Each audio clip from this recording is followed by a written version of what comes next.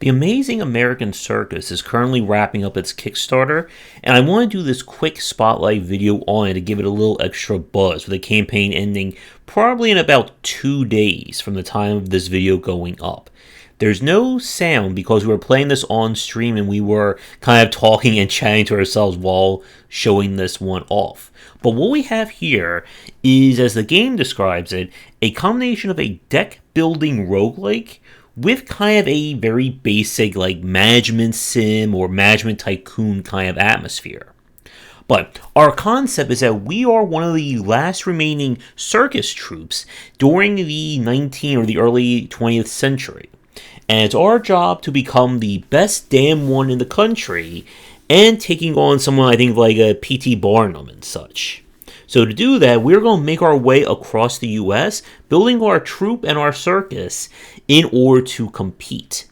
So the aesthetics of this game, I have to say, I really love it. We really haven't seen a game tackle kind of this kind of topic, especially this kind of focus in the past. But the game is essentially split into two distinct points or systems. The first one is the quote-unquote combat, or shall I say putting on a show. So your mission is, through each act, is to use your character's various cards in order to entertain the audience before your troupe either becomes too exhausted to keep performing or the audience boos them into submission, which I guess I should use some of those cards here on my live streams. How it works is that each kind of person is essentially, or each kind of act is a class. So the juggler is about kind of doing synergies or building up momentum with juggling balls to then unleash an attack. The strong man is your tank, and the clown is kind of your buffer. And there's other ones you can get as well, with each part of the United States having different people that you can acquire. Now, as you play cards, you build up kind of your showmanship meter that's represented by the star on the card that lets you unleash these kinds of super acts, which do massive amounts of damage, or they'll kind of stun the person or give you enough points to win. Complete all the acts, and you'll earn money and fame. And fame is kind of used as your metric for progressing through the campaign. Now, the big thing about this, as you can see by that sign right there, is that the majority of the systems are not in this. Again, this is a Kickstarter demo that is available on Steam. I'll include links to that and the Kickstarter page down below. But progression is about acquiring new members and upgrading the ones that you have. I don't know if there's going to be anything in terms of like permadeath or maybe perma-firing in this game.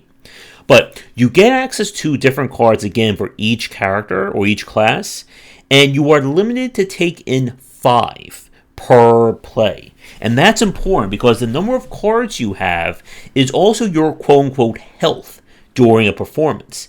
Each time a character's health hits 0, they lose, or you have to choose one card to take out of their deck, and then their health refills.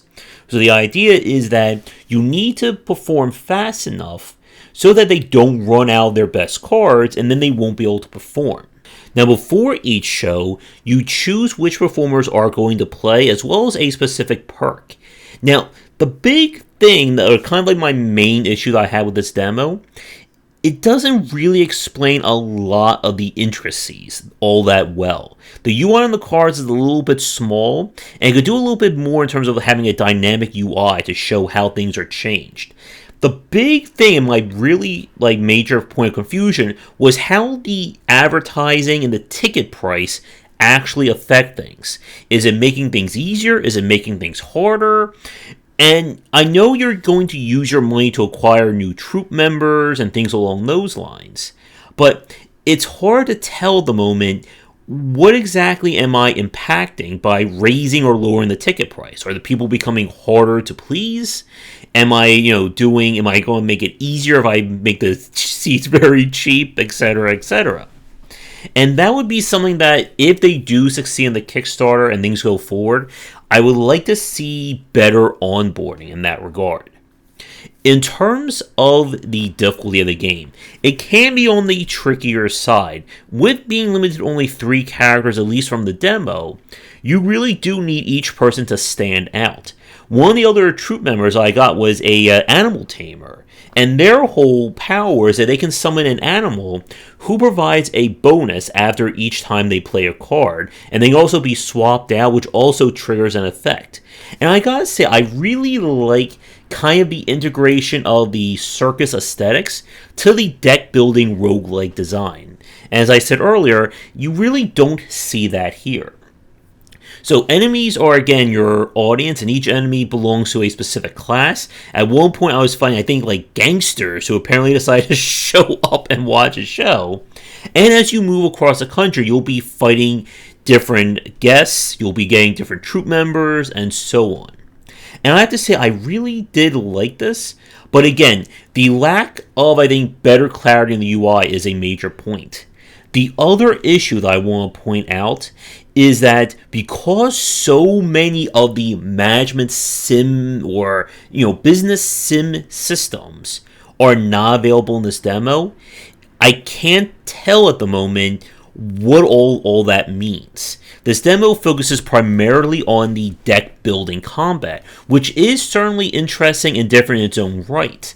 But without being able to see what the management sim point actually does, it makes it hard for me to, definitively say yay or nay to this.